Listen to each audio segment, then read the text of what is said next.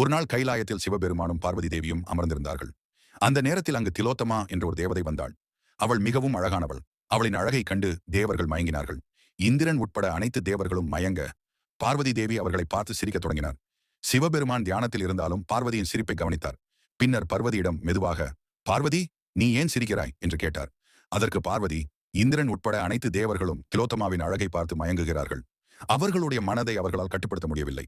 அதை கண்டு சிரிப்பு வந்தது என்றால் அப்போது சிவபெருமான், பார்வதி, அழகு என்பது தேகத்திற்கு மட்டுமே.